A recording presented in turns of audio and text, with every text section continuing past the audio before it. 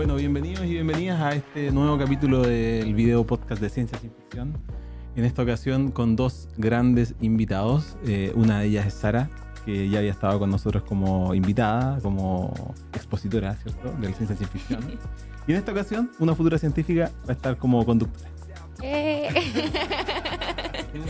Es un ascenso, claro. Vamos subiendo el peldaño. Después va a ser copropietaria. Después me apodero del Ciencia Sin Ficción. Muy bien. Y con nosotros una de las grandes figuras, uno de los motivos, además, por los que en ese momento generamos el Ciencia Sin Ficción. Ya vamos a conversar de aquello. Premio Nacional de Ciencias, astrónomo José Massa. Muy bienvenido. Bueno, encantado. Yo ya casi estoy más en Concepción que en mi casa, güey. Por lo menos eso dice mi mujer. Te vaya a Concepción. Estoy viajando varias veces al año, 3, 4, 5 veces al año.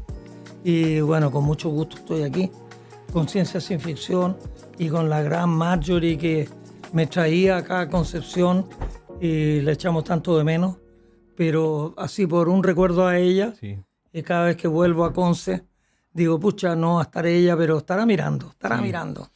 De hecho, es lindo ese recuerdo porque de las veces que le escribí últimamente a Marjorie Fuentes, ex periodista de Astronomía UDEC, que ahora recorre caminos que no conocemos nosotros, en otro plano, ¿cierto? Yo le decía que de algún modo Ciencia Sin Ficción era una copia de lo que ella comenzó a hacer precisamente con usted en esta ciudad, en el anfiteatro de San Pedro. Pero antes de eso, algo que hago siempre con todos los invitados, es que se presenten una frase del modo que usted desee. ¿Cómo se presentaría? ¿Yo? Sí. ¡Wow! Me pone en aprieto. Bueno, a estas alturas intento enseñar algo de lo que aprendí en tantos años que llevo recorriendo. Así que cuando me hablan del profe Massa, bueno, yo soy astrónomo, no soy profesor. Pero bueno, en la universidad sí. Primero era astrónomo, después era profesor, era doctor y después profesor, que es la escala más alta en la ciencia. Pero ahora como profesor de los niños me encanta. Soy divulgador científico. Ya. Ese es el título. Esa es la palabra. Divulgador científico. Con Sara veníamos conversando de qué conversar con usted. Usted es un gran conversador. Pero lo queremos llevar más que a la astronomía o a la contingencia, a un poco lo que ha vivido Sara también en este proceso de la divulgación de la ciencia, pero también desde la niñez, qué es lo que lo llevó a explorar este mundo. Y antes de eso, que nos cuente cómo llegaron sus papás a Chile, a este bello país que nos acoge a nosotros. Me vas a hacer recordar cosas que yo no viví, pero sí, mi padre, mira, mi familia, las dos vertientes son españoles. Mi padre peleó la guerra civil en España. Él tenía 25 años cuando Franco se alzó contra el gobierno de la República y mi padre se enroló al ejército republicano y estuvieron batiéndose ahí con los franquistas el año 1936, 37, 38, hasta que finalmente los fascistas ganaron y los echaron a los republicanos. Mi padre pasó a Francia.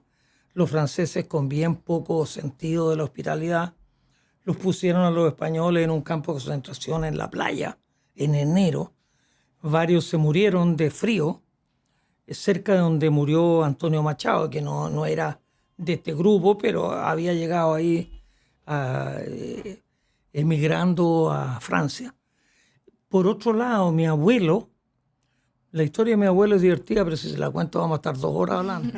Voy a estar 2 horas hablando. Claro, mi abuelo era un niño en Extremadura y tenía como 5 o 6 hermanos. Y los españoles son especiales. Y cuenta mi madre, que nunca recuerdo bien si eran lentejas o habas, lentejas o garbanzo. Pero mi bisabuelo tenía lentejas o garbanzo y llevó a sus hijos para que cortaran esto. Y mi abuelo, al cortarlo, se cortó las manos, porque uno toma esto, pero al pegarle un tirón te vas rebanando las manos. Claro. y llegó a la escuela. Mi abuelo debe haber tenido 10, 12 años. Llegó al colegio el día lunes con las manos acá abajo. Y el profesor le decía ya aquí, acá. Él nunca levantó las manos de debajo del escritorio. Ya, entonces para mañana la tarea de no sé qué, no sé cuánto. Y hasta que el profesor se picó y le dijo, bueno, ¿tú anotaste? No, sí, yo me acuerdo, le dijo.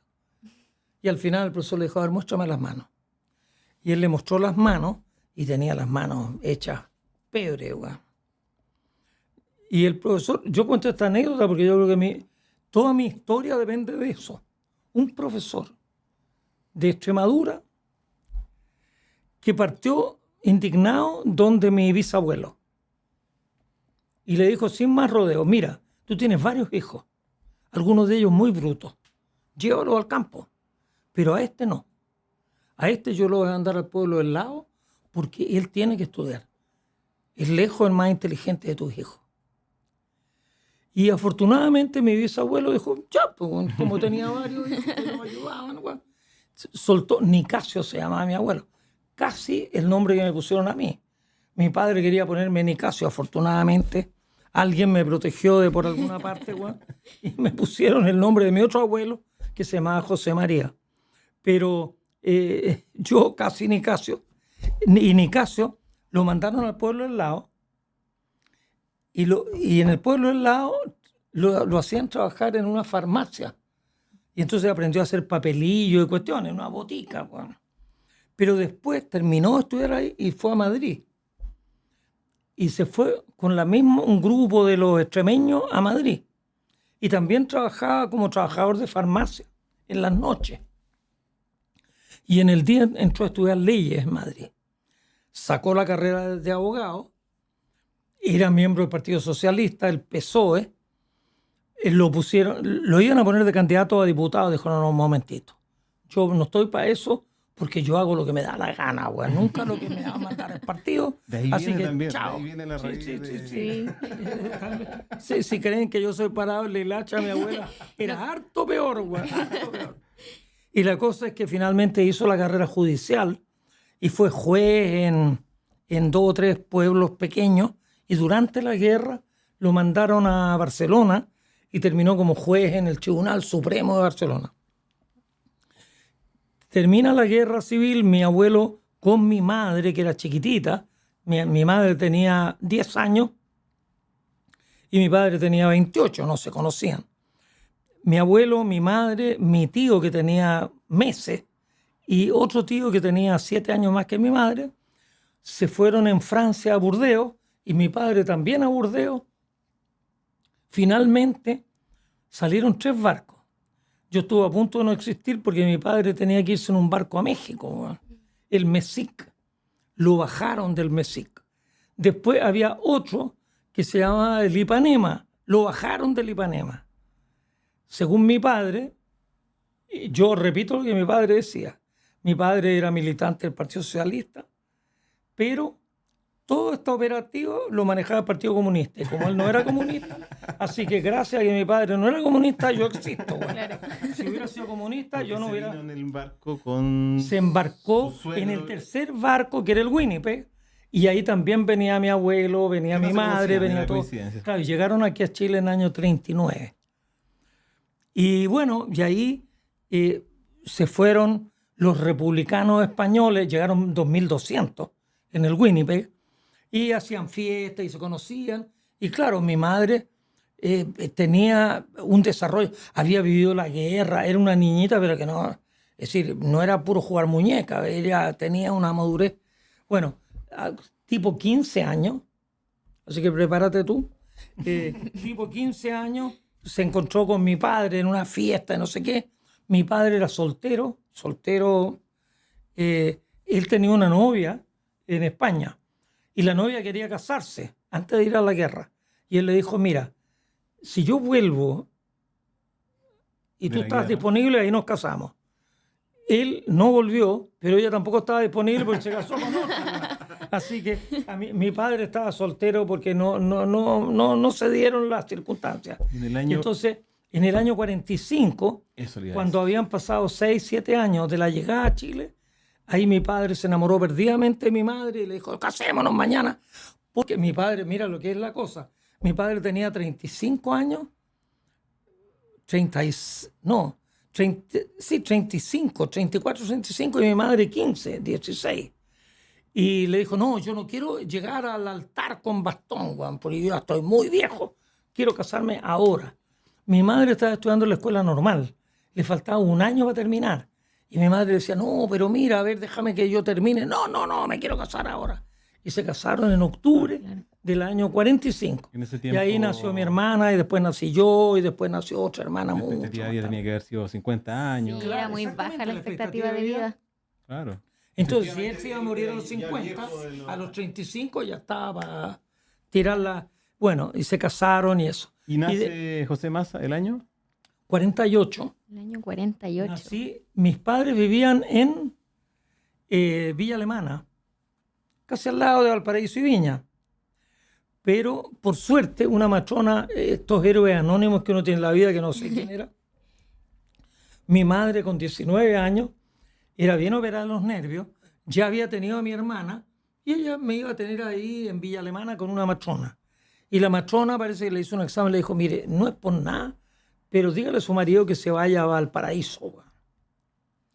Y con el ojo de la matrona, resulta que yo no sé cómo la matrona o tenía una bola de cristal, weón, pero yo venía con una doble circular al cuello. Entonces, si la matrona me hubiera tratado de sacar a tirones, Ahora, con la doble circular yo me iba para adentro. Y entonces me sacaron con forceps en el hospital de Formes de Valparaíso, que es donde ahora está el actual Congreso Nacional. Sí. En esa manzana había, bien infeliz el nombre, el Hospital de Sí. Formes. Yo siempre bromeo.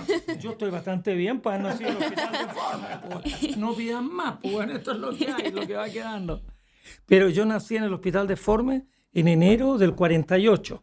Tuvimos una semana en Valparaíso y de ahí mi madre y yo, como paquete, fuimos a Villa Alemana y mi padre trabajaba para una empresa que vendía abarrotes y frutos del país, Martini y compañía, que era de Valparaíso. Entonces mi padre iba a todos los almacenes. ¿Cuánto quiere? Mándame un saco weón, de poroto, un saco de lenteja, un saco de 2 sacos de harina. Como Mi vendedor padre viajero. se era llamaba, vendedor cosas así. Como mercante. Entonces, Como él- viajero él- mercante. Vendedor viajero que iba pueblo por pueblo. Ya. Entonces él hacía una guía de despacho y la mandaba al origen, a Valparaíso. Y entonces ahí juntaban todo y cuando ya tenían productos, cargaban un camión y iban repartiendo. En Curicó entregaban no sé cuántos sacos, en Molina, en Talca, en Linares, en Parral. Y entonces finalmente mi padre decidió, cuando yo tenía como 3 años, no, como 2 años tenía, que nos fuéramos a Talca. Y estuve un año en Talca. De hecho, dentro de la anécdota ridícula, el año 50, en septiembre para el 18, yo tenía 2 años y medio y hubo una carrera de triciclo. De Y yo triciclo. salí primero en mi categoría güey, y me dieron una copita así, güey. Primer ¿Una copita de premio. No. Una copa de distinción, un güey, ¿no? trofeo. Un trofeo que mi madre lo tenía. No sé dónde quedó mi copa. Esa es la primera copa que alguna vez. Marcó un hito en Talca. Claro, de ahí en Talca me gané el primer laurel, güey, ¿no? Por ser primero en una competencia de triciclo. Creo que éramos 2 niños de menos de 3, güey, y yo salí primero y me dieron una copita. Y pocos los que tenían triciclo también. Claro, no, éramos re pocos. Una carrera de triciclo bien mula. Pero de ahí mi padre se mudó a Parral. Y mi vida de la niñez es en Parral. Yo cumplí 4 años en Parral y de los 4 hasta los 15 viví toda mi niñez y el comienzo de mi adolescencia en Parral. Sara, hace Así que 35 yo soy minutos parralino. ¿Ah? hace 35 minutos de conversación. Sara quiere hacer una pregunta. Ya. No, yo estoy... No, está súper Ya. bien. No, yo iba a comentar que desde el inicio de la historia hay como momentos muy importantes en su historia que lo traen hasta acá, hasta hoy. Porque, por ejemplo, si no hubiera sido por su abuelo, este profesor que no lo manda a estudiar, entonces son hitos muy importantes que a veces marcan la historia. Claro, yo creo que, mira, ahí mi historia está marcada, como lo dije, por un profesor es clave en el desarrollo de la vida de un niño o tal vez de toda una rama familiar. Si no es porque el profesor le dice a Nicasio que tiene que irse a estudiar al pueblo del lado, y después cuando yo tenía 10 años, déjame pensarlo, cuando yo tenía 9 años, como Julio César, bueno, yo ya las había hecho todas en Parral. Yo tocaba piano, recitaba, las hacía todas. Y a los 9 años mi madre decidió que me iba a adelantar un curso. Yo entré con 5 años a primero, Wow. pero decidió que me iba a adelantar y me iba a hacer saltarme quinto básico. ¿Porque le iba bien en el colegio? ¿Se Me iba muy aburría? Ya, perfecto. Entonces, primero, segundo, tercero y cuarto básico Ya, de preparatoria tenía puro 7. ya. La señorita Elena era mi profesora. Yo no decía nada y me ponía un 7 igual, bueno, ¿no? Yo creo que nunca me merecí los 7, pero ella me los puso. Y entonces di un examen para demostrar que yo sabía las matemáticas, sumar fracciones, no sé qué. Lo hice. Pero efectivamente le iba bien. Sí, sí. Siempre, ya, No, perfecto. siempre me fue ¿Le muy gustaba bien. estudiar? Entonces, claro. ¿Era su sí, sí. hobby o tenía otros hobbies cuando niño? Bueno, jugaba al trompo y al Ya. emboque, bueno, ese Ya. tipo, eso no da para hobby, güey. Ya. Jugaba a la Claro. bolita, güey, No, pero también. El triciclo, importante. Sí, sí. Claro. Después ya subía una bicicleta. Andaba en bicicleta en Parral de aquí para allá. Pero nunca dedicado, digamos, a un deporte, a un arte así No, deportes específico. no me veáis tanto. Ya. Yo siempre fui chico y flaco, güey. Y todos los deportes me cargaban. En fútbol te agarran a chuleta y eso no me gustaba. Para jugar básquet no tenía altura. El aro lo veía como en las nubes, bueno, así que no. Yo el único deporte que he practicado, y yo creo que hoy día no tengo ni una, pero sí me encantaba y tengo todavía una paleta de ping-pong. Mm. Tengo en mi escritorio, que todavía no lo he desarmado, una paleta de ping-pong y jugaba bastante bien. Porque es un deporte individual donde nadie te agarra chuleta ni depende de que el otro te meta cuerpo y te tire para el lado. En el Barro Sarana, una vez intenté jugar fútbol. Bueno, eran pichangas, Claro. pero la típica, los 2 mejores del curso Eligen a... armaban el equipo. Ya, este para mí, este para mí, este para mí, este para mí. Yo era siempre El último, yo también. El último. El último Y que ya, escogían. la humillación total Absoluta. fue cuando el que me tenía que elegir a mí le dijo, no, el Maza mejor quédatelo tú, güey.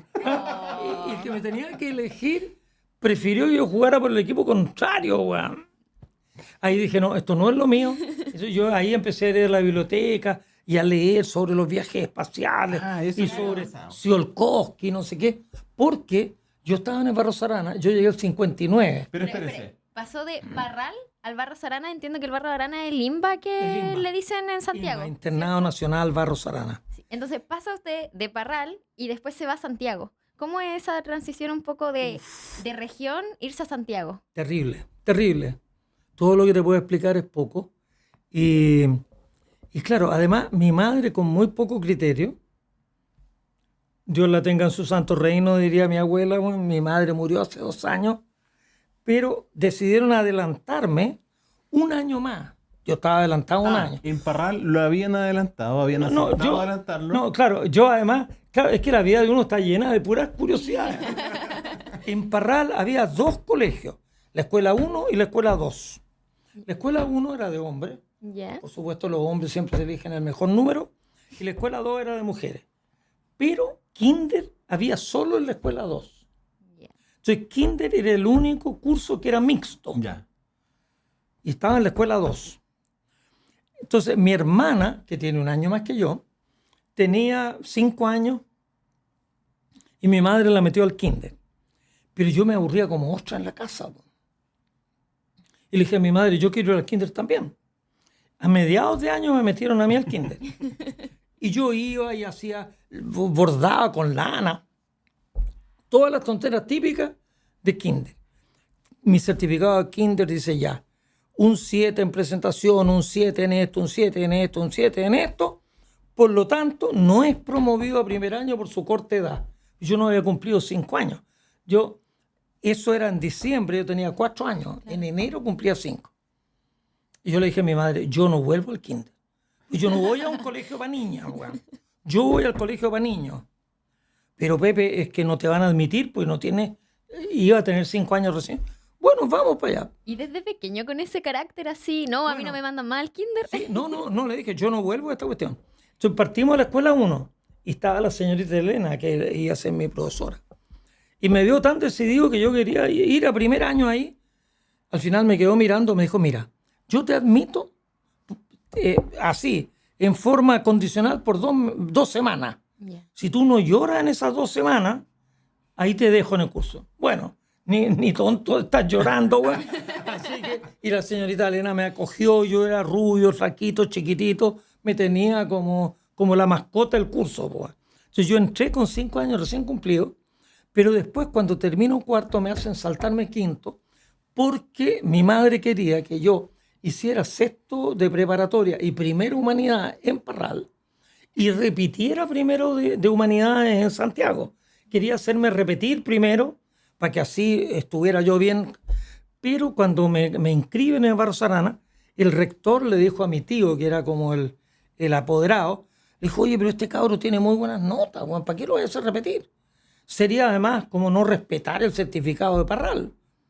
Ponlo en segundo. Y si le va mal en segundo, que repite en segundo. Pero ¿para qué lo voy a poner en primero? Si ya hizo primero en Parral. ¿Pero por qué la transición de Parral a Santiago? ¿Tenían familia? Bueno, sí, mi tío Carlos estaba en Santiago. Pero el problema era que en Parral, vamos aquí a entrar en una cuestión perenne. Esto estamos hablando hace más de 60 años y yo creo que las cosas no han cambiado mucho. Había un solo liceo en Parral. El profesor de química tenía una botica, weón. El profesor de física no existía. El profesor de matemática era un contador. Y yo quería ser ingeniero. En el liceo de Parral, con un contador en matemáticas, sin profesor de física y con un boticario en química, estábamos fritos. Muy difícil. En cambio, mi hermana quería ser experta en literatura, profesora de castellano, como quiera fue. Y ahí había profesores de historia y profesores de lenguaje, de literatura, bastante buenos. El señor Droguet, don Lucho Droguet, era fantástico en historia, ciencias sociales, pero en matemáticas no había nada. Entonces, como yo quería matemáticas, tenía que irme a algún lugar donde me enseñaran de verdad, y por eso me mandaron al Barros Arana.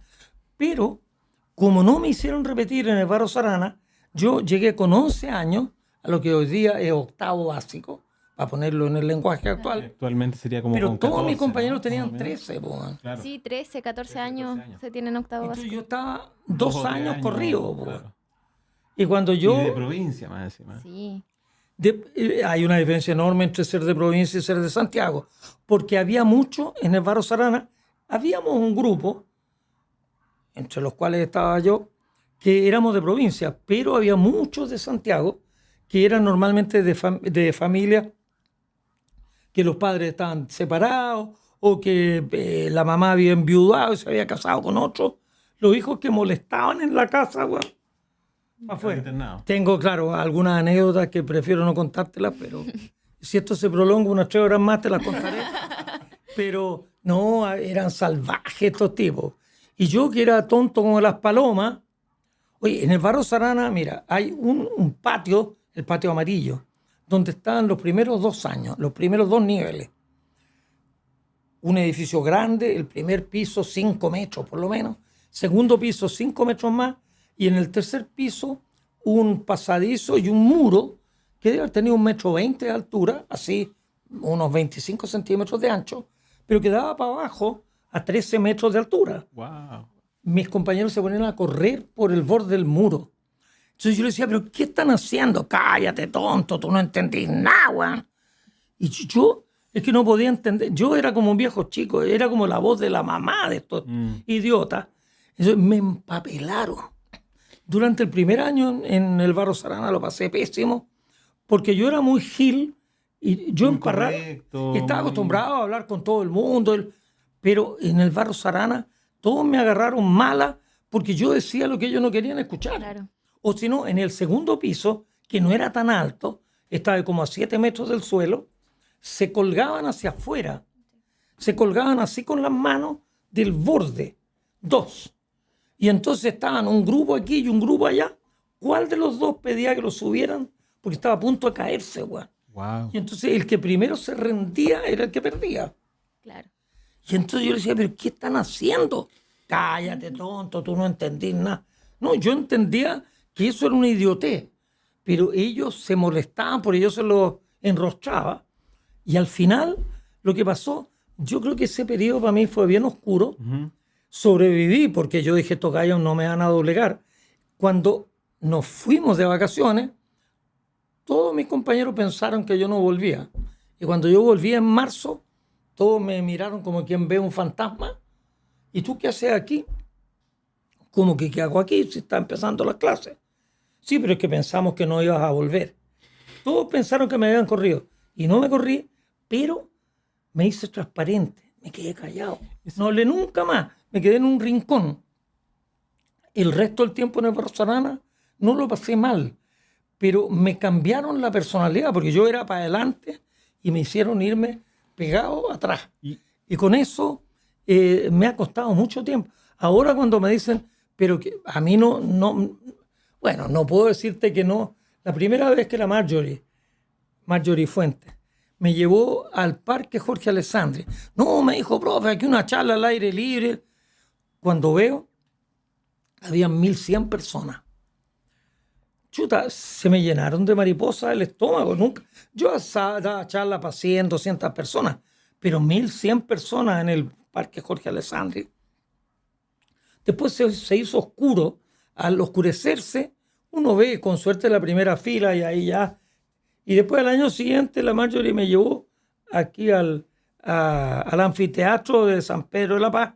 Habían 4.500 personas. Wow.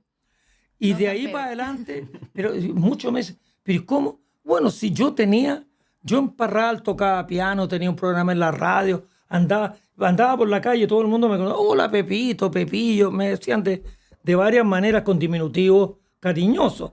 En el Barros Arana no puedo repetir aquí en el micrófono lo que me decían, pero me decían de todo menos Pepito. Y eso Y ahora como que estoy retomando lo que alguna vez tuve, Su que era una personalidad. Yo no me amilanaba, yo no me asustaba. Yo creo que yo siempre fui un niño bastante querido y apoyado. Estimulado. Entonces, yo no estaba nervioso de nada. Claro. Pero en el Barros Arana me pegaron tan duro que me anduve chupando hasta que ahora ya de bastante mayor he estado recuperando. Pero yo siempre me pregunto a mí mismo, cuando uno está así sin dormir a las 3 de la mañana, ¿qué hubiera sido de mi vida si yo no hubiera estado en el Barros Arana? Si yo hubiera podido entrar a la Escuela de Ingeniería de la Chile, hubiera sido maravilloso, porque todo hubiera sido lo mismo, salvo que no me hubieran cambiado la personalidad. Porque ya en la Escuela de Ingeniería éramos 360 los que entrábamos a la Chile. Estoy hablando del año 64, mira tú, hace 61 años. Eran 3 cursos, cada curso tenía 120 alumnos. Yo era uno del curso de 120. Y recuerdo a Tulio Grisanti, que fue mi compañero, a Tristán Galvez, a Menares, que lo conocía yo de Limba, y dos más. Y los otros no los conocía. Y como yo venía como chupado de Limba, siempre andaba como por un rincón, no era muy participativo, yo no era el que levantaba la mano y me ponía a hablar, porque en el Barros Arana me habían apabullado tanto que me chatearon la personalidad, me la hicieron Y así. pudieran haber niños, niñas que escucharan este testimonio. Y hay 2 cosas. Uno, ¿qué lo motivaba a persistir, a seguir? Más que la responsabilidad propia de ir al colegio, de tener que levantarse, despertarse, ir al colegio. Y de algún modo también, si tuviese algún consejo que darle a esos niños que de algún modo pueden estar sufriendo esas situaciones hoy día se denomina bullying, ¿no? Pero de maltrato también, de maltrato de sus pares. Era maltrato, sí. Lo que me hicieron a mí era bullying, pero sin ninguna duda. Nunca se llamó así, la palabra bullying la inventaron después. Mira, yo no sé, mi madre, bajo el alero de mi abuelo, que era juez y según mi madre, todos los días le compraba un librito de cuentos cuando ella tenía 6, 7 años y leía aquí, leía allá. después entró a la normal y ella tenía toda una cosa con la cultura, con la educación. Mi madre recitaba poesía y le recitaba a Rubén Darío. Bueno, mi hermana también tomó todo eso y mi padre, que era español y que era vendedor viajero, trabajaba como yo no he visto nunca. Mira, mi padre, bueno, yo dejé de ver así en forma directa a mi padre como a los 25 años.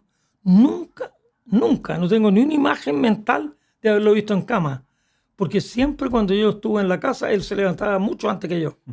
Era un tipo muy trabajador, muy esforzado, y en vista de que yo era flacuchento, me decía, bueno, si tú no estudias, vas a tener que ganarte la vida vendiendo tu fuerza de trabajo.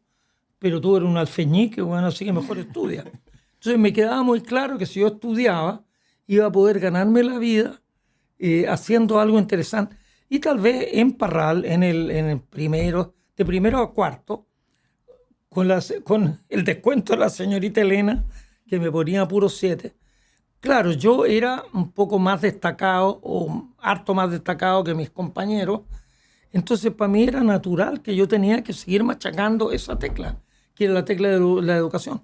Y mi hermana me robó todas las letras, bueno, todas las palabras, todas las frases. Entonces yo dije, bueno, para no ser el tonto del grupo, yo me quedé con las tablas, 7 por 7, 49, bueno, 3 por 3 son 9. Entonces yo me apoderé y dije, yo voy a ser ingeniero. Y mi hermana iba a ser experta en literatura. Pero entonces yo me fui a Santiago. Mira, dentro de la anécdota, esto que no lo escuché mi hermana, pero nos fuimos los dos a Santiago. Mi hermana al Liceo 3 de niña, que tenía un internado, y yo al Barros Arana. A mí me trataron como el ajo. A mi hermana la trataron igual, de mal. O tal vez peor. Wow. Tan mal que nunca me ha confesado lo mal que la trataron, fíjate. Wow. En 50 años ella nunca me ha hablado ni una vez. Pero llegó de vuelta a Parral y le dijo a mi madre, yo no vuelvo a Santiago por ningún motivo. Y el liceo de Parral era más o menos bueno. No era una maravilla, pero no era pésimo en cuestiones humanistas. Pero yo dije, bueno, ¿y por qué me voy a devolver? Y mi madre me dijo, oye, pero Pepe, quédate acá. No olvídate del Barros Arana, quédate aquí en Parral y aquí da lo mismo, tú échale para adelante. Yo la verdad es que creo que he sido porfiado toda la vida. Mira, lo más Desde que nació. Mira, una ironía. Los más porfiados de los españoles son los vascos, güey, que son los que están arriba, güey. Mi padre era andaluz, no tenía nada que ver con los vascos. Mi madre nació en Madrid, pero eran de extremeños. Pero resulta que la abuela de mi madre era vasca, weón. Y la familia Massa son vascos, weón. Entonces yo soy vasco, weón. Me hicieron un test de ADN y el 20% de mi ADN es vasco, que son los más duros de cabeza de los españoles. Bueno, pues tal vez por mi ancestro vasco, que yo no lo conocía, weón. Yo dije, ¿por qué me van a doblegar estos gallos? ¿Por qué me voy a quedar en Parral rendido porque me echaron?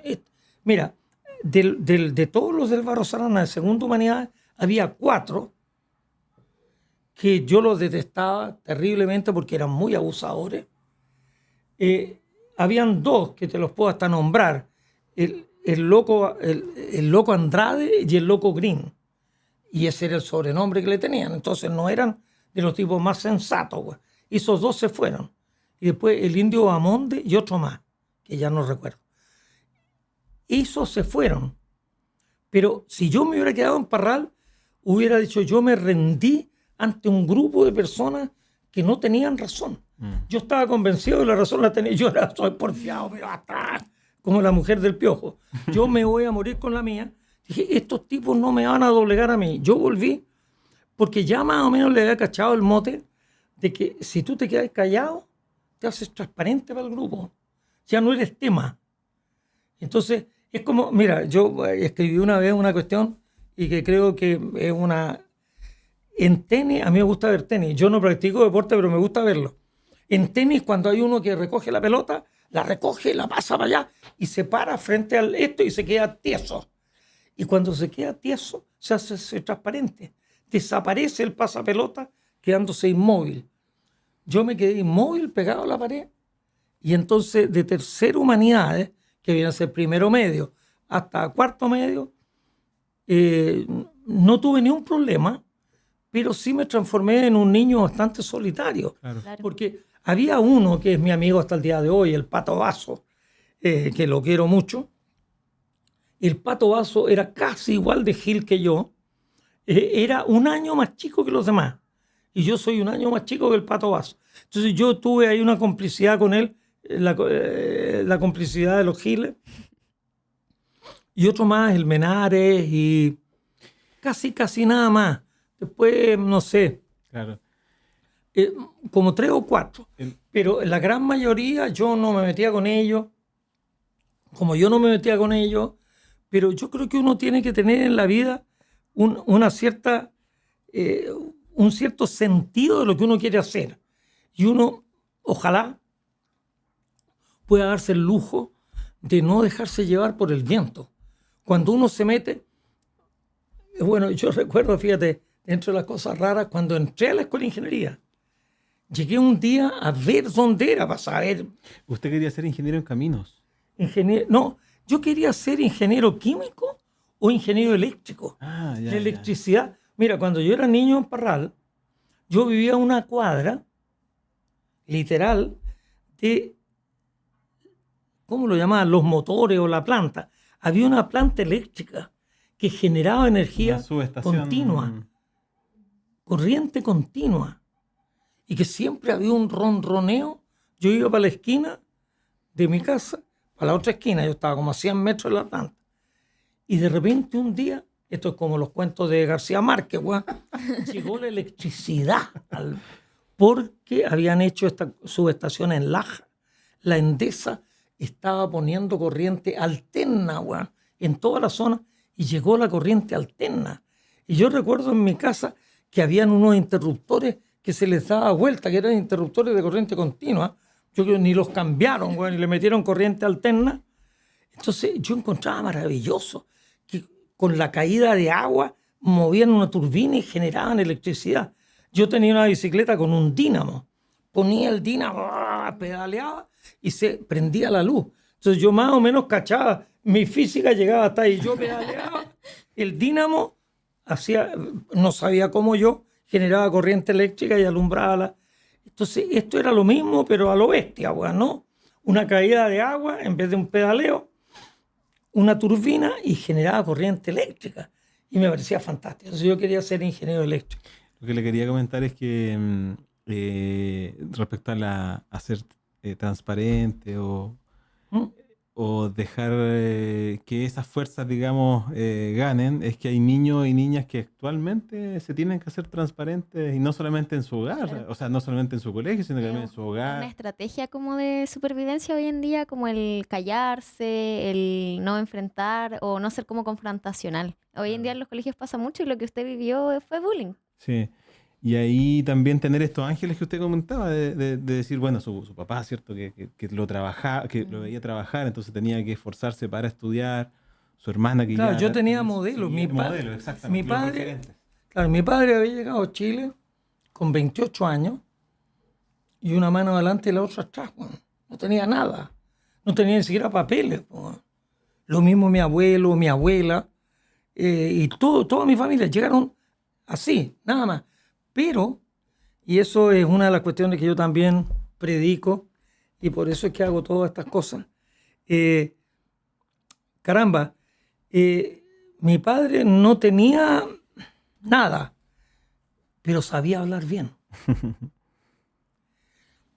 Hablaba más o menos de corrido, tenía buena presentación. Entonces le dijeron, León, ¿por qué tú no te dedicas a vender con un maletín? Ya. Entonces él llegaba, mi padre andaba siempre de corbata, con un terno. Se apotingó con unos españoles, con los Gracias. Ya León se llamaba mi padre. Lo echaron para allá y para acá. Y claro, mi abuelo llegó aquí. Mi abuelo había sido trabajador de farmacia, pero después estudió leyes, era juez. Llegó a Chile, incluso en los papeles. Esa cuestión es muy divertida. No me quiero meter en problemas contigo, pero te lo voy a contar igual, güey. Cuando don Pedro Aguirre Cerda dice, bueno, admitamos españoles acá, ¿cuál fue la reacción de la derecha? No, no, porque van a llegar comunistas, comunistas no, intelectuales españoles no. Finalmente hicieron una transaca, que iban a traer solamente obreros españoles, que enseñaran algunas técnicas que aquí en Chile no estuvieran muy... Oficios. Entonces, en un libro bien interesante que vi la otra vez, A propósito del Winnipeg. a propósito del Winnipeg, un libro gordo, grande, veo Nicasio Sancho Durangua, trabajador de farmacia. Abuelo. No dice que sea abogado, que sea nada. Trabajador de farmacia. Barcelona, Claro. No, claro, él podría haberse... Hubiera sido peligroso.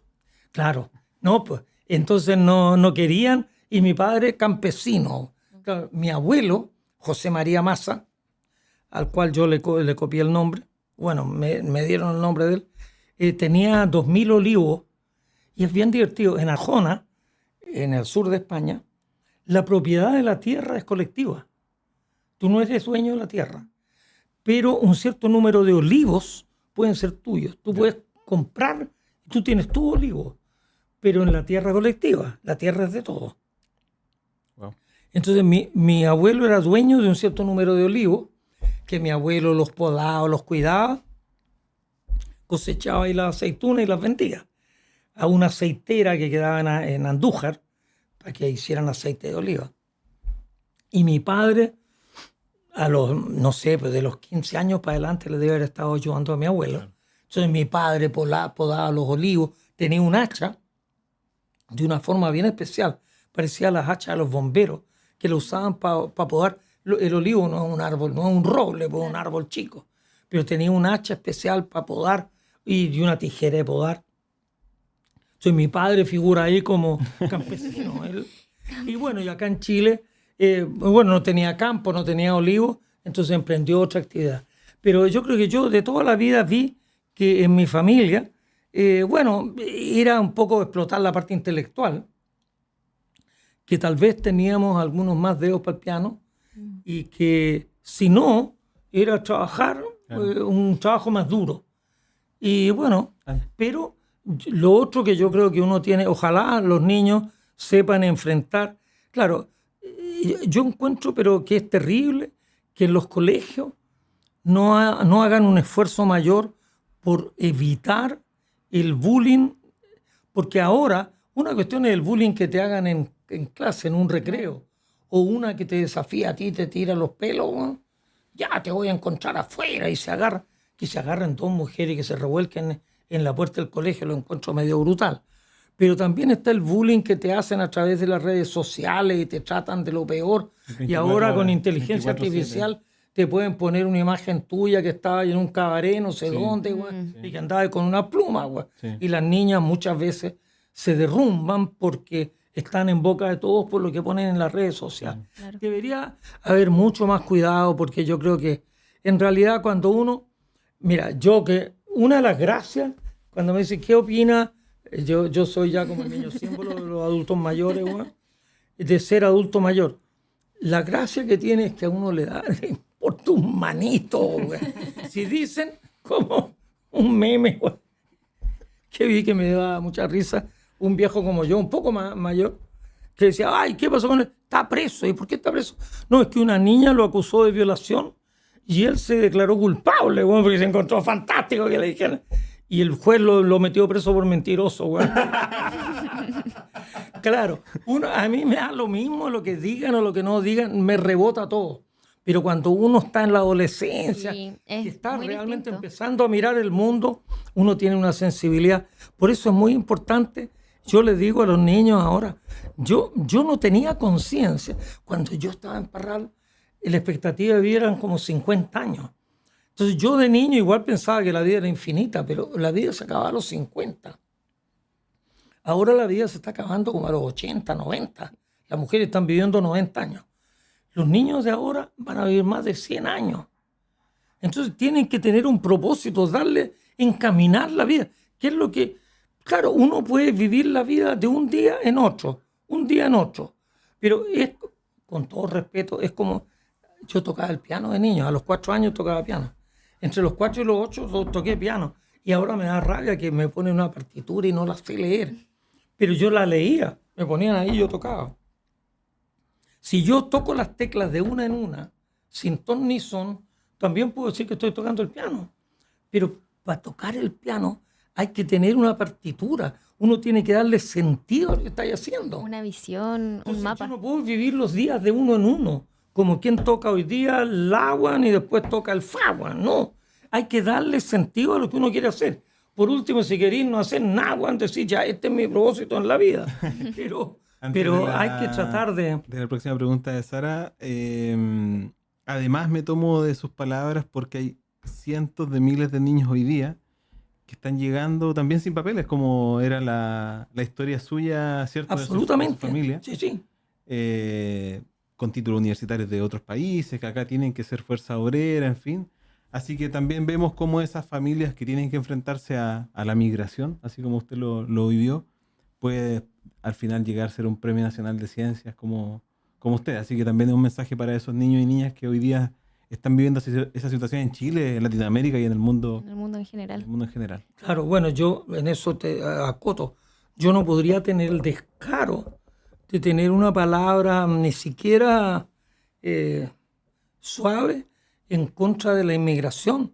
Si yo vengo de ahí, si mis padres eran refugiados políticos españoles y Chile les dio la oportunidad, bueno, yo me eduqué gratis en Parral, en el IMBA, en la Escuela de Ingeniería de las Chile.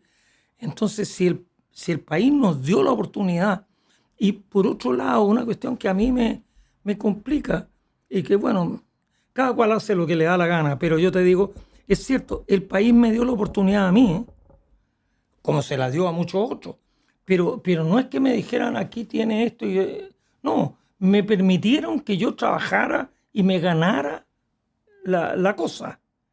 Si yo me gané el ir al Barros Arana porque era muy buen alumno, me gané entrar a la Chile porque fui muy buen alumno en el Barros Arana, pero no es que Chile me diera la oportunidad a mí para que yo llegara por arriba.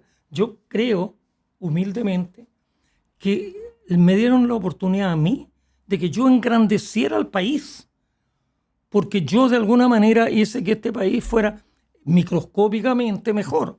Y en la medida que haya muchos más niños, que el país les dé la oportunidad, las oportunidades son no para que florezcan cuando dicen, no, es que la educación es el mejor vehículo de ascenso social, como que es una especie de ascensor para que yo suba 4 o 5 pisos para arriba. La educación es para que el nivel del país suba. Yo quiero subir el nivel entero del país, para que todos estemos más arriba. Él no me dio la oportunidad a mí para yo estar por encima de los demás, sino que para que yo tirara un poquitito el país para arriba. Y ahora, cuando escribo, mira, estoy medio chocho con un libro que acabo de terminar, que va a salir para niños ahora a final de año. Cuando yo escribo esas cuestiones y me quedo ahí y me voy quemando las pestañas, qué pongo aquí o qué pongo allá, bueno, es una manera para mí de devolverle al país. Yo no le puedo devolver a los que le dieron la oportunidad de mis padres. Don Pedro Aguirre murió, bueno, hace harto tiempo. Pero de alguna manera puedo dejarle como un legado, un interés y una manera de mirar el mundo que ojalá les sirva a los niños de hoy y que tengamos un mejor país en el 2050 o en el 2100. Yo creo que es un muy buen mensaje el que está transmitiendo y sobre todo desde la humildad, porque no sé si le ha pasado, por ejemplo, que, bueno, a pesar de ser Premio Nacional de Ciencias Exactas, yo igual vi que estudió en Toronto, esto de los científicos muchas veces como que se creen dioses, como esto de que tienen un ego muy alto, el que venga acá y nos hable y nos cuente también de su experiencia en el colegio, de que fue un niño que sufrió de maltrato, sufrió de abuso. Yo creo que hay muchos niños que pueden escuchar y estarse sintiendo identificados con su experiencia y justamente como también decías tú, Boris, como sentirse, bueno, si él pudo superar esto, yo también de alguna forma puedo superarlo. Sí, mira, yo te digo, no tengo idea, hace 70 años casi, bueno, no, 65 que no veo, por ejemplo, a uno que nombré ahí al indio Amonde. Este me hacía bullying debe haber medido 30 centímetros más que yo, debe haber pesado 25 kilos más que yo. Yo no tenía ni una posibilidad de un día llegar y decir, no, yo a este lo voy a enfrentar. No, si lo hubiera enfrentado hubiera terminado yo en el hospital. Pero yo dije, este gallo no me la va a ganar. Será más grande y será todo lo que sea. Yo voy a seguir con lo mío y yo no me meto con él y me corro para el lado. Uno tiene que saber elegir las batallas que quiere dar. Yo sabía que esa batalla la tenía perdida y yo tenía que irme por otro lado. Y bueno, estoy más o menos seguro que mi compañero de curso no tiene el Premio Nacional de Ciencia. Tú no lo tienes. Entonces, claro, yo hice lo mío. Claro. No lo hice en contra de él. Pero uno tiene que saber dar las batallas que puede dar. Siendo astrónomo, no tenéis que... Mira, a mí me decían, bueno, un recuerdo aquí de esta zona, un gran amigo de la universidad, Juan Morales, era basquetbolista destacado de la selección nacional de básquetbol. Pero Juanito medía como 1,95 m, yo 1,70 m. Entonces Juan Morales, ya, a ver, jueguen básquet. Oye, pero Juan, tú eres muy grande, Juan. Claro, él tenía condiciones que yo no tenía. Claro. Nunca pude haber competido con Juanito, Juan, jugando básquetbol. Pero yo en astronomía, no importaba que me diera 1,70 m, Juan, no. Yo podía igual ser astrónomo. Entonces uno tiene que saber qué es lo que les gusta, qué es lo que uno... Mira, y por ejemplo, yo toda la vida, desde que estuve en la universidad como alumno, siempre decía, bueno, la pregunta típica, si usted no hubiera sido astrónomo, ¿qué hubiera sido? Tengo claro que a mí la parte de médica siempre me ha puesto nervioso. Yeah. Tú me amenazás con una jeringa y yo me pongo manos arriba al tiro. O sea, medicina no. Medicina no, ninguna carrera médica. Pero historia me hubiera gustado. Entonces, como historia me hubiera gustado, mira, ahora en el avión, venía yo leyendo un libro que es la historia del papel. Cómo la palabra, esta maravilla que es la palabra hablada, se transformó en palabra escrita y cómo la pusimos en un soporte que era el papiro. Porque en Pérgamo mataban animales, no eran veganos, y del cuero de los animales ahí escribían. Pero los pergaminos, no podía ir a comprar, deme 5.000 pergaminos. Por Mercado Libre. Por Mercado Libre, no había ni una de esas Denme cosas. una resma de pergamino. Claro. Pero en Egipto, con el papiro, empezaron a hacer papel, y el papel era mucho más práctico que el pergamino. Y ahí se fue escribiendo, y tenemos la maravilla de poder ver las palabras escritas. Y lo que yo siempre les digo a los niños, yo, a pesar de que la ciencia es lo que más me emociona, sin lenguaje no somos nada. Y entonces a mí me abisma, yo lo he sabido de varios lados, un chico que dé la prueba de aptitud y saque un puntaje que es la mediana, domina 800 palabras del idioma castellano. 800. Una persona culta se espera que domine 4.000, 5.000 palabras. Con 800 palabras podía armar 4 frases, nada más. Y te quedaste sin posibilidad de expresar más ideas. Con 5.000 palabras tenés un universo. Yo siempre les digo a los niños, si yo te regalo un Lego y son 10 piezas, y te digo ya, a ver, construye el castillo de la Blancanieves, con 10 piezas no podía hacer nada. Pero si te paso 500 piezas, unas grandes, otras medianas y otras más chicas, a lo mejor podía hacer el castillo de la Blancanieves con un dragón. Si uno tiene más elementos, podría hacer una cuestión mucho mejor. Entonces, lo más importante para los niños, para los jóvenes, la falta de lenguaje en Chile es pavorosa. Yo leo todos los días el Mercurio, como decía Patricio Mans, quedo perfectamente desinformado. Pero me extraña, de repente yo le digo a mi mujer, pero mira lo que dice este titular, es una idiotez, Juan. Los titulares del Mercurio están mal escritos, están hechos de una manera en que uno dice, este no era un tipo que estuviera pensando todas las palabras que iba a poner aquí. Pero mi mujer dice, no, pues ya lo mismo, si eso lo entiende cualquiera. Claro, si todo va a dar lo mismo, Entonces vamos a llegar que, bueno, el comodín, todos sabemos cuál es la palabra comodín en Chile, que tiene 1000 usos. Ese sí que es un comodín, pero maravilloso, porque puede ser para insultar a alguien, puede ser para alabarlo, puede ser neutro, puede tener todas las modalidades, güey. Pero necesitamos el lenguaje, necesitamos enamorarnos de la palabra escrita. El lenguaje es, dicen por ahí, la sabiduría de las 100 generaciones que nos antecedieron, que nos dieron una palabra para la mesa, para la silla, para el agua, para el vaso. Fantástico. Si nos quedáramos sin palabras, el cerebro no tendría nada que hacer. Ahí no podemos dedicar a saltar y brincar y nada más.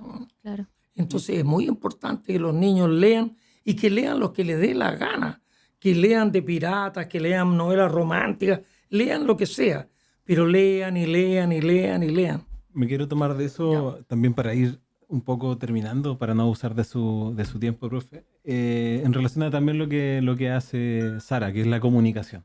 Y la comunicación de la ciencia, del conocimiento, del pensamiento crítico y de estos espacios que también hemos construido, como el evento, como el Ciencia Sin Ficción, y que también Sara nos comente su experiencia en base a eso y la posibilidad, tal como lo ha tenido ella, de que a usted y a otros referentes lo conozcan los niños. Mm. Bueno, con respecto como a mi experiencia, yo siempre cuento que fui el 2018 y yo no sabía que era como la primera versión. Y yo quería ir a verlo a usted, pero justo el día que se presentaba yo tenía prueba, entonces como que no podía faltar y no había ningún tipo de justificativo. Pero cuando fui el día anterior, vi al profe Isaurieta y para mí fue todo un mundo, como descubrir que existía un mundo, que a mí me gustaba ese mundo.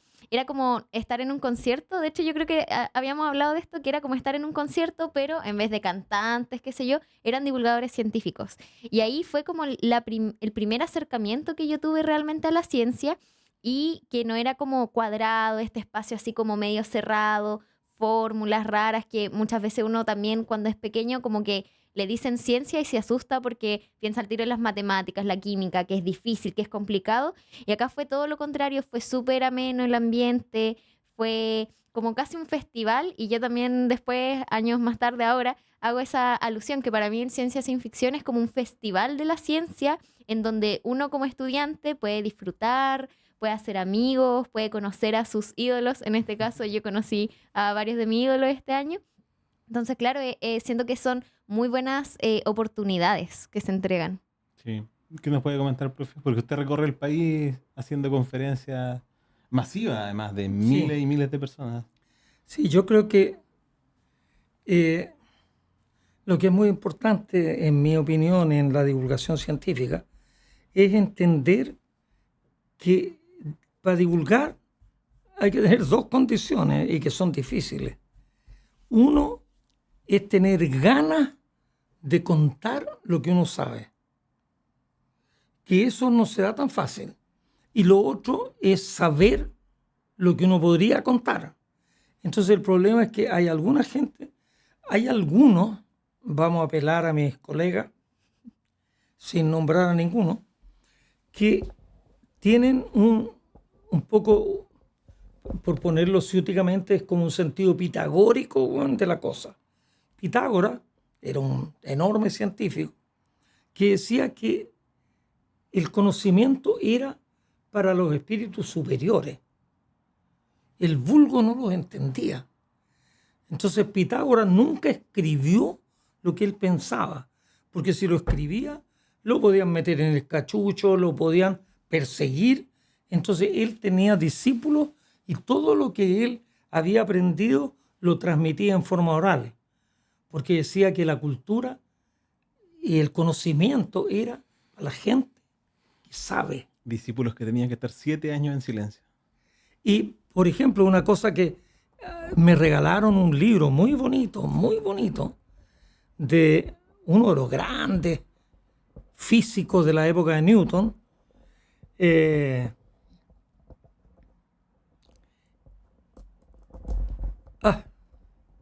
Se me cruzaron los cables en este minuto.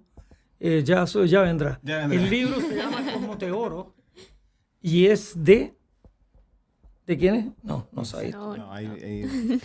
Eh,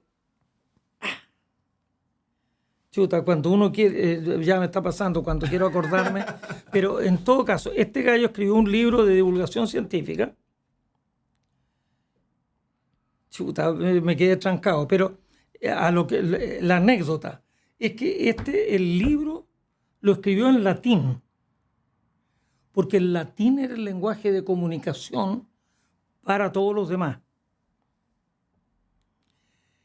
Y el hermano, este gallo murió al año de haber terminado el libro de Cosmoteoro. El libro Cosmoteoro es como un viaje por el sistema solar. Entonces habla de Mercurio, habla de Venus, de Marte, de Júpiter y Saturno, hasta ahí. Pero lo escribió en latín. Y el hermano, que era como embajador, eran holandeses estos gallos, Huygens, chuta, finalmente se movió el coágulo. Christian Huygens. Huygens se llama, Huygens. Christian Huygens, el hermano era diplomático y lo tradujo al inglés. Y en el prólogo se excusa por haber cometido tal vez lo que sería una barbaridad de poner el libro de su hermano al alcance de gente que tal vez no tenía el conocimiento o el seso suficiente, porque la gente al escribir en latín tú ya te restringías al 1% más culto de la sociedad. Y entonces los divulgadores científicos antiguos estaban hablando entre conversos, ¿no?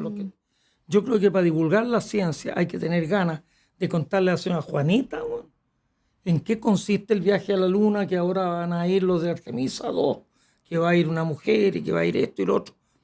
Contarle a la gente. Y entonces uno tiene que tener, muy importante, esto es básico. Si yo le voy a contar una historia, si yo le fuera a contar una teleserie, a mi abuelita, tengo que explicarle la teleserie desde el primer capítulo. Yo no puedo partir y hablarle, no, pero este fue y no sé qué, y le guiñó el ojo a la no sé cuál, porque no va a entender nada. Hasta una cuestión relativamente simple, como la trama de una teleserie, tú la puedes hacer incomprensible si no la explicas desde el comienzo y ordenadamente. Bueno, en ciencia hay que hacer un esfuerzo, y claro, si yo me pongo delante, yo lo tengo clarísimo hace muchos años. Si yo voy a hablar tal vez mañana sobre Marte, sobre viajar a Marte, yo no estoy dando examen frente a los que están delante.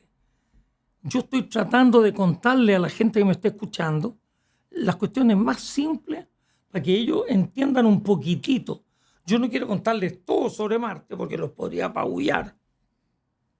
Contarles lo más fundamental. Y había un divulgador que decía, la divulgación no es un fenómeno que está el divulgador aquí y comunica hacia allá. Es una cuestión de dos vías.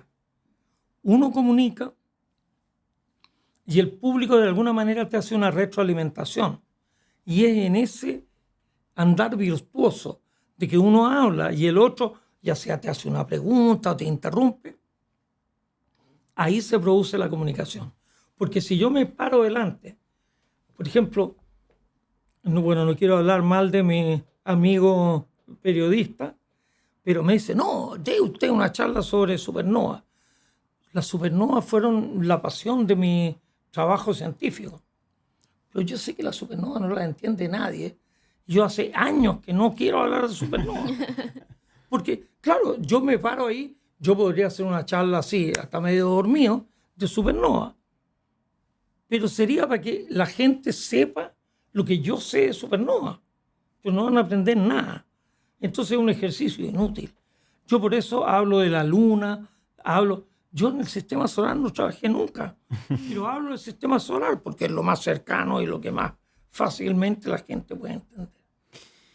Bueno, antes de terminar esta conversación, Sara, no sé si tienes unas palabras al cierre o la última pregunta para el profe que nos ha acompañado en esta entrevista.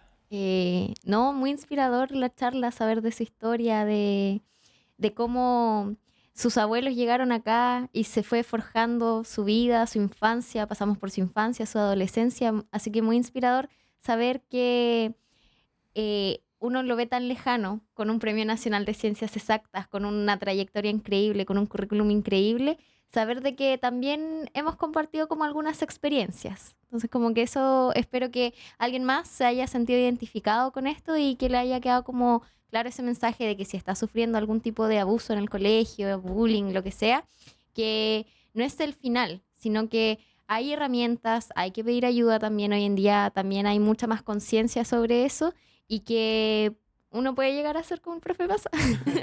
Sí, bueno, yo muchas veces cuento mi historia, no tanto por un exhibicionismo, por empezar a desnudarme delante del mundo, pero yo te digo, cuando en Chile se ve con tanta facilidad, no, es que estudió en el Grange, estudió en el Verbo Divino, estudió en el San George, entonces como que se da como un hecho de que los que estudiaron en Cota 1000 se van a ir para arriba como la espuma. Yo vivía en Parral, bueno, con todo respeto a los parralinos, yo lo compraron con Macondo, pues. Es decir, yo no era de la gran capital y no era de las familias importantes. Era un pobre hijo de inmigrante en un pueblucho, bueno. Y en la escuela 1, que ahora se llama Pablo Neruda, y la señorita Elena nos enseñó, yo me río muchas veces, a mí me enseñó que, bueno, no, mejor no me fusilo a la señorita Elena, pero me enseñaba cosas que yo todavía las recuerdo. El aparato respiratorio está compuesto de la tráquea, arteria, los bronquios y los pulmones. Y la palabra tráquea, arteria, yo a los 5 años la encontré espectacular, güey. Nunca se me olvidó. Hasta ahora no tengo muy claro qué miércoles es, pero el aparato respiratorio está formado por la tráquea, arteria, los bronquios y los pulmones. Y también me habló de astronomía. Las estrellas son astros que brillan con luz propia. Los planetas son astros que brillan con luz reflejada. Y siempre me río que eso es una demostración de que la señorita Elena no tenía idea de lo que era una estrella, güey. Pero claro, yo cuento estas cuestiones y después me fui a Limba y después estuve acá y estuve allá. En el fondo, si yo lo hice, cualquiera puede hacerlo. No es que cualquiera lo vaya a lograr, güey, pero cualquiera puede intentarlo. No tiene por qué decir, no, yo nací aquí, así que estoy listo. No, yo nací en Parral, que no era precisamente la capital de la provincia, de nada. Y bueno, y me las arreglé, pero lo que hay es que tener un convencimiento de que uno tiene deseo. Yo me enamoré, en realidad, más que de la astronomía, me enamoré de la carrera espacial. Yuri Gagarin dando vueltas, la Valentina Tereskova. Después empecé a leer un tipo Tsiolkovsky, bueno, un ruso, que hablaba de cohetes y cuestiones, y yo leía esa cosa porque era tan malo para jugar pichanga. Pues, bueno, la pichanga nunca fue lo mío. Pero, bueno, y después, por casualidad, cuando yo estaba en tercero en la escuela de ingeniería, se creó una especialidad en astronomía. Entonces dije, esto estará hecho para mí. Y los invito a ambos que dejemos la conversación hasta acá. Aquí. Y esa Continuará. Parte, y esa parte Continuará. de la astronomía y todo el gusto por la astronomía, la conversemos por allá por noviembre. El 11 y 12 de noviembre vamos a estar con Sara también. En el Ciencias y Ficción Ñuble, que lo vamos a llevar por primera vez fuera de la región del Biobío. Y ahí nos veremos, profe. Así que desde ya invitarlo. Sara va a estar como conferencista esta vez. Así mira. que a ver si retomamos en otro capítulo este podcast y lo tomamos desde su universidad y todo el camino de la astronomía. Continuará. Claro, no, excelente. Mira, yo como lo he dicho ya 50 veces, no nací en Parral, pero viví en Parral y veníamos a la gran capital que era Chillán. De Parral uno iba, había parralinos talquinos y parralinos chillanejos. Yo era del segundo grupo. Mi padre, había unos españoles en Chillán y mi padre venía a Chillán más que a Talca. Y yo de niño, y qué sé yo, una vez al año, 2 veces al año, venía a Chillán. Y yo encontraba fantástico Chillán, una ciudad grande. Y bueno, después me fui a Santiago y me di cuenta que tanto Chillán como Parral eran muy chiquititas. Pero Chillán está también en mis recuerdos, así que en noviembre estaremos en Chillán. 11 de noviembre. Sara, muchas gracias. Muchas gracias por la invitación. Profesor Mas, muchas gracias. Gracias por la invitación. Estupendo. Chao. Muy bien.